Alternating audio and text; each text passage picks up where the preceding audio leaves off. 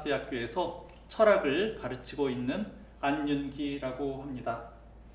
바쁜 세상 속에 살면서도 복음을 소중히 여기고 나는 그리스도인이라고 하는 의식을 갖고 살아가는 여러분들을 칭찬하고 격려하고 싶습니다. 예수님을 믿고 거룩한 백성, 성도가 된 사람은 하나님이 세우신 교회 또한 사랑하게 됩니다.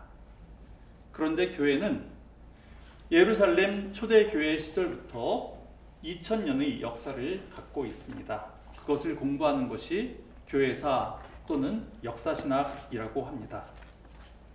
우리가 서로를 볼 때도 멋지고 은혜스러운 그런 모습을 발견하기도 하지만 때로는 덕스럽지 못하고 얼굴을 찡그리는 그런 모습도 있지요. 그것처럼 교회 역사를 보면은 때로는 너무 추해 보이는 장면도 있습니다. 그러나 그런 것도 다 우리의 모습이라고, 우리 교회의 모습이라고 생각하고 품어주고 그 안에 담긴 하나님의 뜻을 찾으려 하는 것이 역사신학입니다.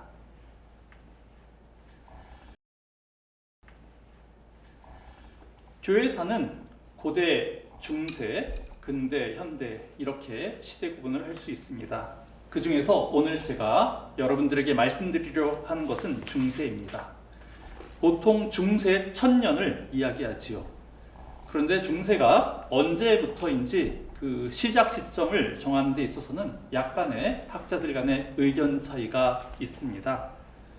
보통 서양 문화사에서는 서로마 제국이 무너진 5세기부터 동로마 제국이 무너진 15세기까지의 1000년을 이야기합니다. 반면에 교회사에서는 일반적으로는 그것보다 조금 늦은 590년, 그러니까 6세기에 그레고리 1세 교황의 즉위 시점을 본격적인 중세의 시작으로 봅니다.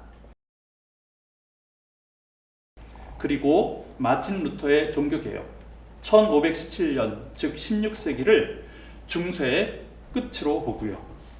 종교개혁으로 기독교는 구교, 천주교와 신교, 우리 개신교로 나눠지면서 이전과는 다른 역사가 펼쳐집니다. 이처럼 교황과 로마 가톨릭 교회의 유럽 세계 지배라고 하는 것이 중세의 핵심적인 특징입니다. 근데 고대 교회하고 중세 교회는 사실은 많이 차이가 있습니다. 무엇보다도 로마라고 하는 거대한 그 문명권이 붕괴가 되고 그 이후에 완전히 폐허와 같은 그 혼란기에서 새 출발을 한 것이 중세 교회이기 때문에 고대 교회와 중세 교회 사이에는 큰 단절이 있습니다. 그렇지만 지금 질문하셨듯이 그 이전의 영향을 전혀 안 받은 것은 아니었습니다. 여기서 잠깐 제가 꼭 언급을 해드리고 싶은 것이 하나 있는데요. 바로 아우구스티누스의 신국론이라고 하는 책입니다. 아우구스티누스는 4세기, 5세기에 살아서 고대 교회사에서 다루는 인물이지만 그의 신학은 여러모로 중세 교회나 우리 개신교 신학 형성에 있어서도 지대한 영향을 끼칩니다.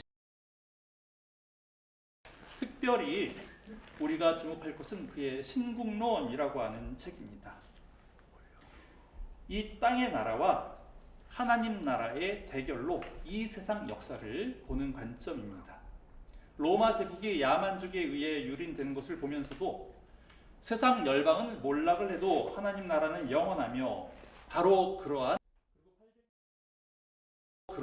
하나님의 나라, 그런 왕국을 우리 그리스도인들은 추구해야 할 것을 아우구스티누스는 말했습니다.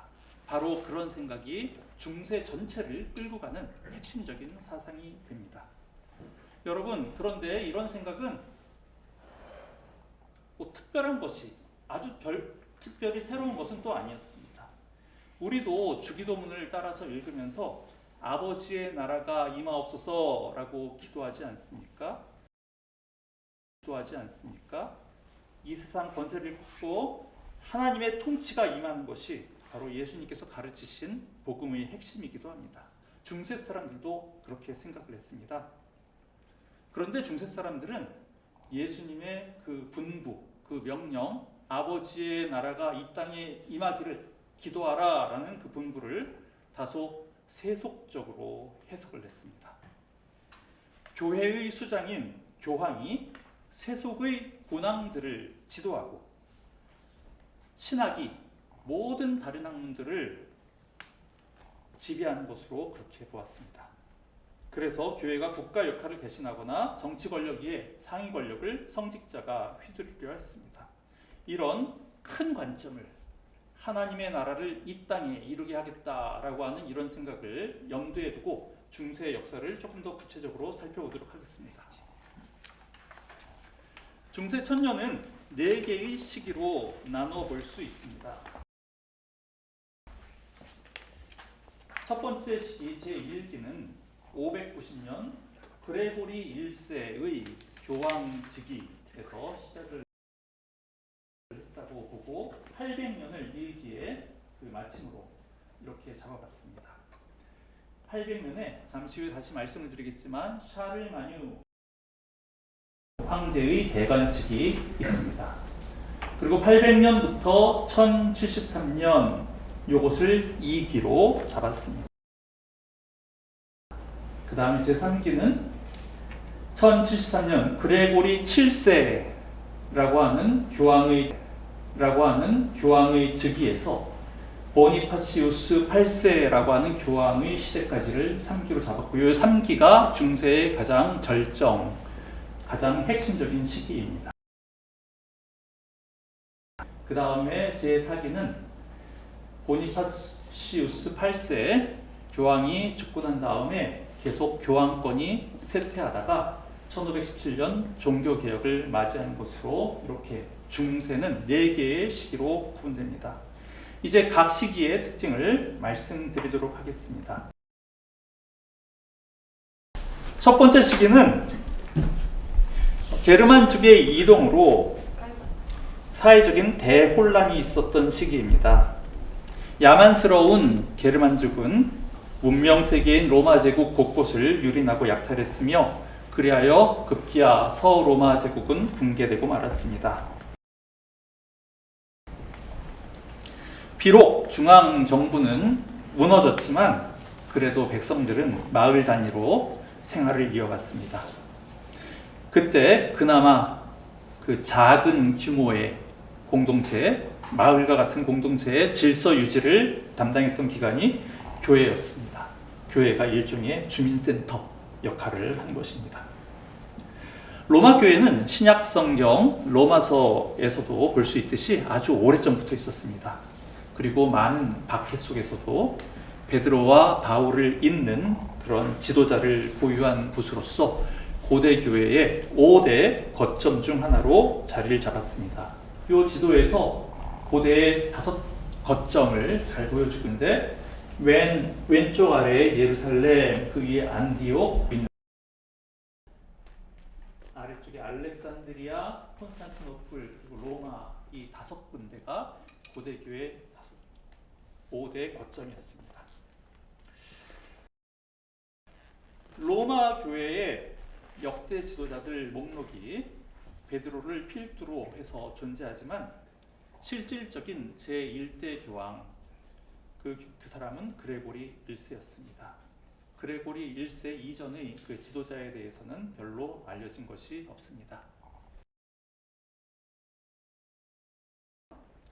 네, 그레고리 1세가 교황으로서의 어떤 현저한 모습을 이제 보여줬기 때문에 그레고리 1세가 중요하다. 그리고 그때부터 중세가 시작되었다라고 이렇게 말을 하는 것입니다. 그레고리 1세와 관련된 일화 하나가 있습니다. 게르만족의 일파였던 롬바르드족이 600년경에 이미 붕괴가 된 로마를 또다시 침공을 했을 때 로마 시민을 보호해줄 아무런 방패막이 없어서 백성들은 그야말로 풍전등화와 같은 상황에 처했었는데 그때 교황이 나서서 야만족을 타일러서 돌려보냈습니다. 교황청이 일종의 그 정부 역할을 대신한 것이지요. 이처럼 당시에 교황은 종교 지도자였을 뿐만 아니라 국가 위기 시에 정치 지도자의 역할도 감당을 하여서 그 권위가 매우 신장되었습니다.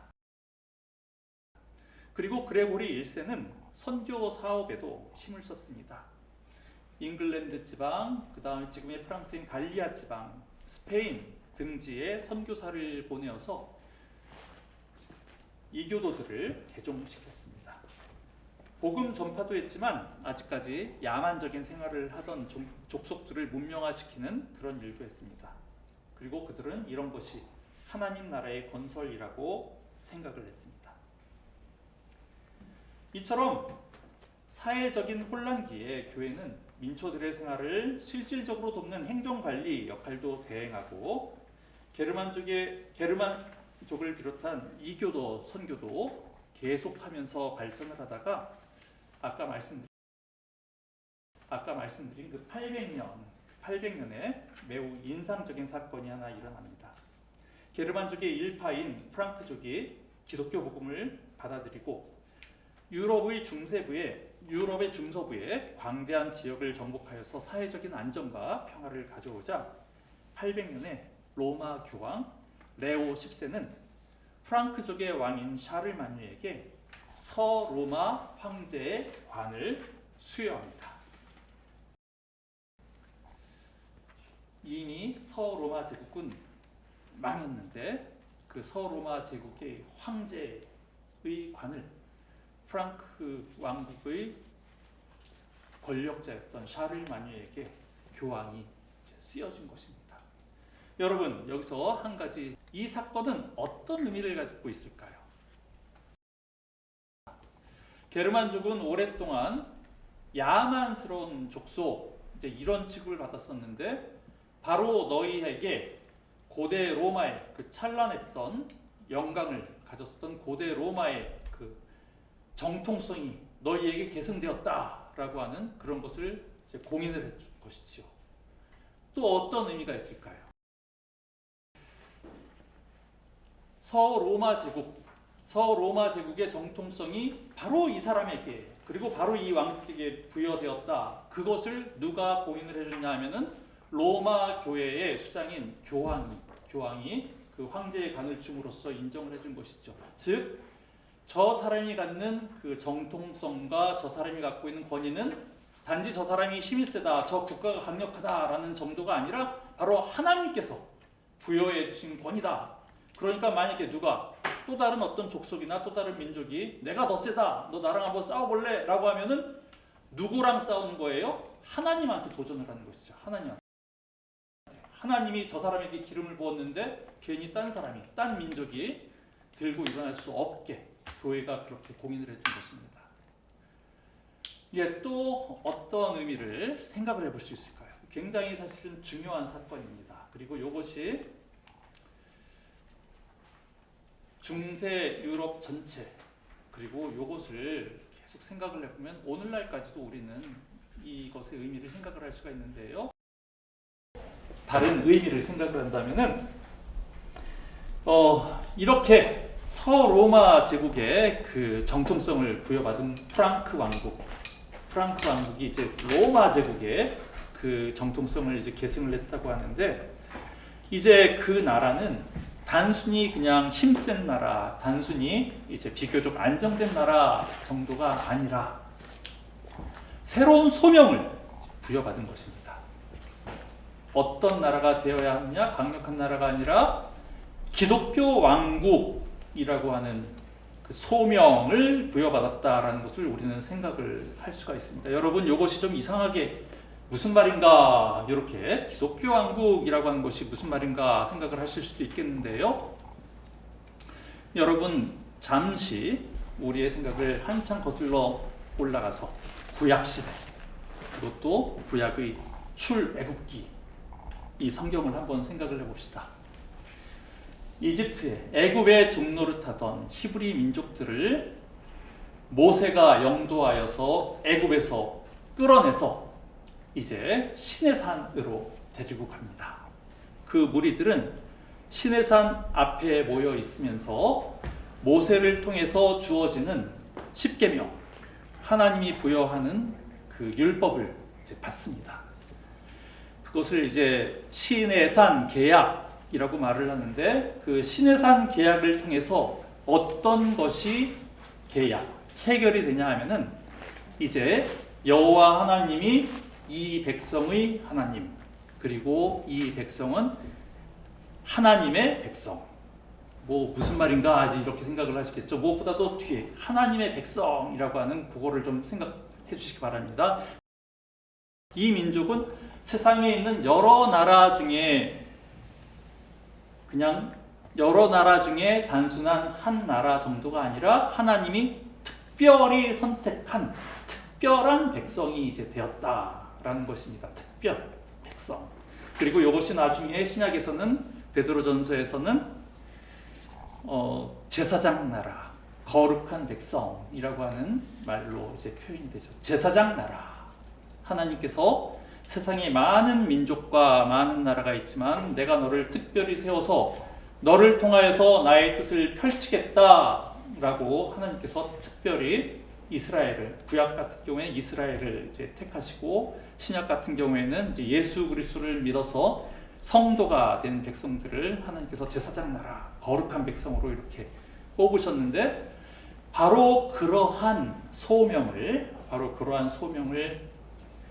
프랑크 왕국, 거기에 교황이 로마 제국의 황제의 관을 이제 씌워줌으로써 이 나라는 하나님이 특별히 선택한 나라다라는 것을 이렇게 공인을 이제 해준 것입니다. 그러니까 그 민족은 단순히 자기의 배를 불리고 자기의 영토를 넓히고 권력을 떨치는 것이 그 민족의, 그 국가의 소명이 아니라 복음을 전파하고 신국론에서 말하는 하나님 나라의 이상을 펼쳐야 된다고 하는 그런 특별한 의식을 갖고 있는 것입니다. 한 모습을 지금 이제 프랑크 왕국에서 이제 볼 수가 있다. 이런 것을 말씀드리려고 했습니다. 죄송합니다. 이거 조금 더 설명을 잘하면 좋겠는데 이 정도만 하겠습니다. 샤를마뉴, 우리가 오늘날까지 전해져 내려오는 어떤 자료나 이런 거를 통해서 그 사람의 어떤 그 개인적인 신앙 이런 거를 이렇게 좀 평가를 하는 거는 사실은 쉽지가 않습니다. 별로 그렇게 그걸 보여주는 증거가 좀 많지는 않아요. 하지만은 샤를마뉴가 지금 이 사건은 샤를마뉴가 800년도 그 크리스마스 때 로마에 있는 그 교황을 방문을 해가지고, 원래 지금 독일의 그 아헤 그쪽에 이제 왕궁이 있었는데 친히 방문을 해가지고 교황한테 무릎 꿇고 이제 그 로마 황제의 칭호를 이제 받은 것인데요. 그러니까 그런 것을 어떻게 보면 좀 사모하는 마음이 있었고, 어떻게 하면 이런 것이 필요하겠다라는 이제 생각을 했다는 것까지는 우리가 아는데, 그 사람이 진짜로 내면적으로 신실했는지 여부는 그거는 잘 모르겠습니다. 하지만 샤를마뉴가 이렇게 그 교회로부터 어떻게 보면 큰 영광과 인정을 이제 받은 만큼 사실은 이렇게 좀 반대급부로 그 교회를 위해서 또 한 것도 있는데, 그것이 바로 그 다음에 나오는데,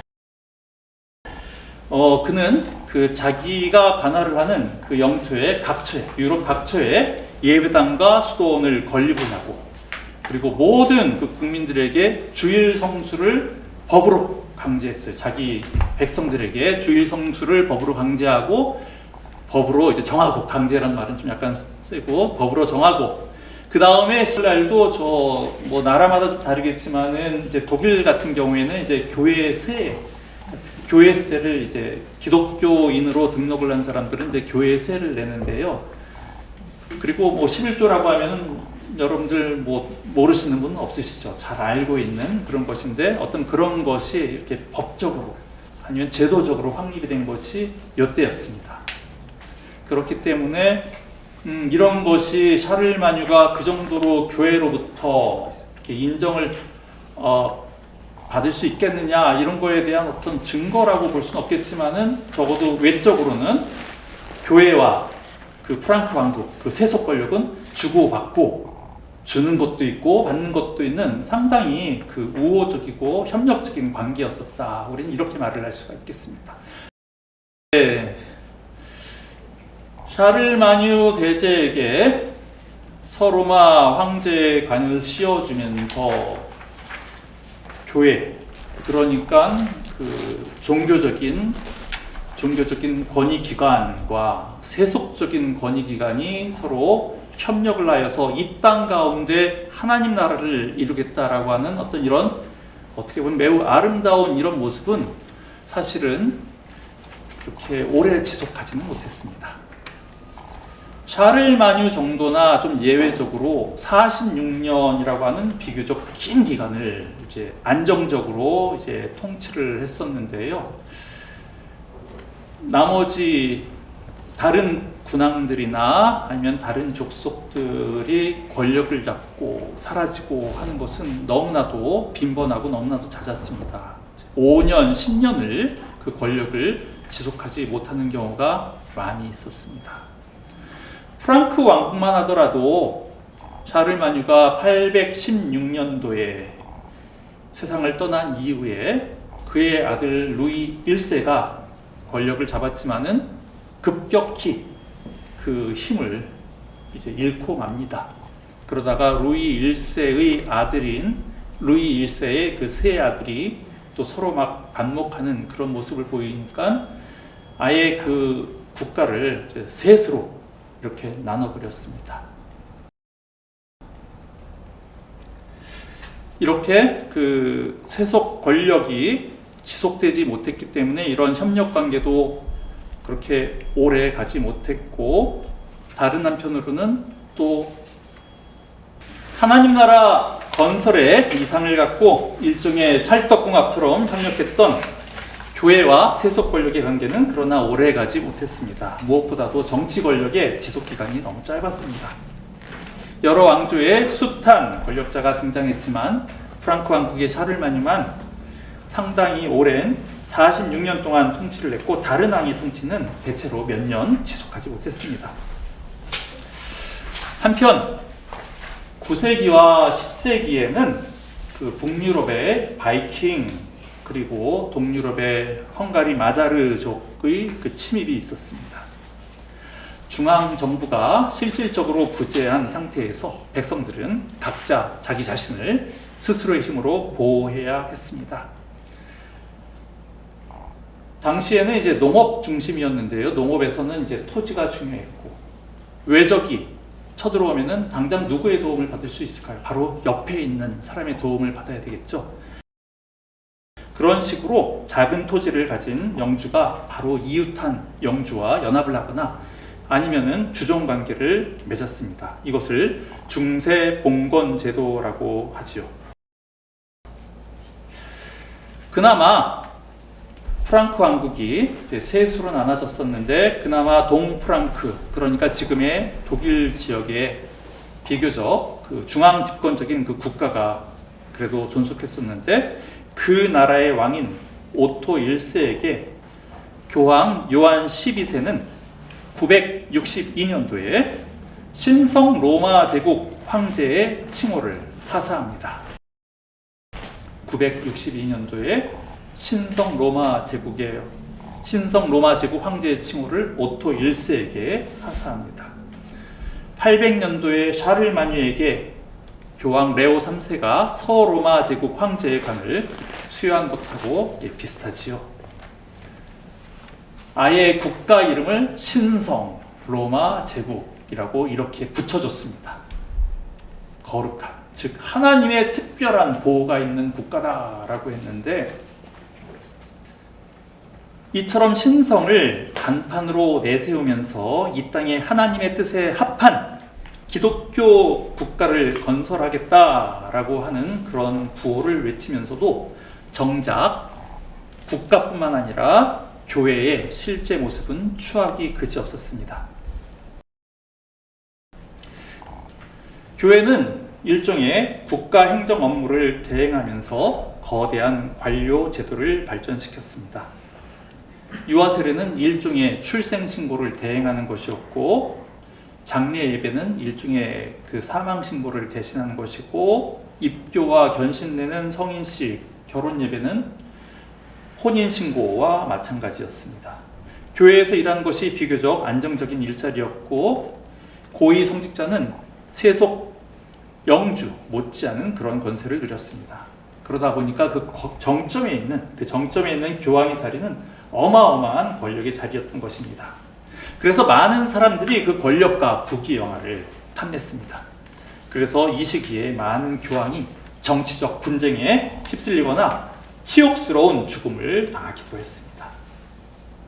물론 그것이 전부는 아니었지요. 다른 한편으로는 개혁의 그 목소리도 있었습니다. 여러분, 그 리처드 포스터의 그 책이 있는데, 그 책은 굉장히 인간이 그 타락하기 쉬운 세 가지 요소를 이제 잘 지적을 한 것이었는데, 바로 그 부분에서 이 당시 교회는 많은 문제를 보였습니다. 재산과 성직자가 돈과 재산을 많이 탐냈습니다. 그것을 성직 매매 같은 형태로 이렇게 나타났습니다. 그리고 성직자의 결혼과 동거생활, 성적 방종 등이 문제가 되었습니다. 이런 것을 경고하고 이런 것에 대해서 보다 철저하기 위하여서 그 수도원 운동에서는 순종과 청빈과 그 다음에 독신 같은 것을 신성을 간판으로 내세우면서도 교회의 모습은 추악이 그지없었다. 그 많은 권력과 부귀영화의 자리가 되었기 때문에 그것을 노리는 사람들이 많아져서 많은 교황들이 정치적 분쟁에 휩쓸리거나 치욕스러운 죽음을 당하는 그런 불명예스러운 일들이 일어났습니다. 분쟁과 불미스러운 그런 사건들이 많이 일어나기도 하면서 교회의 권위는 땅에 떨어지기 시작하였습니다. 중세 사람들이 계속 적어도 표면적으로 내세운, 혹은 어쩌면 그것이 어거스틴의 신국론 이제 말씀을 드리면서 이것이 중세 사람들을 움직였었던 핵심적인 생각이었다라고 이제 말씀을 드렸는데, 하나님 나라 백성의 그 특징으로 어거스틴이 말을 한 것은 이제 라틴어로 아모르 데이라고 해서 하나님 사랑입니다. 하나님을 사랑하는 것. 반면에 세상 나라, 이 땅의 나라 백성이 보여주는 그 특징이 아모르 수이라고 해서 자기 사랑.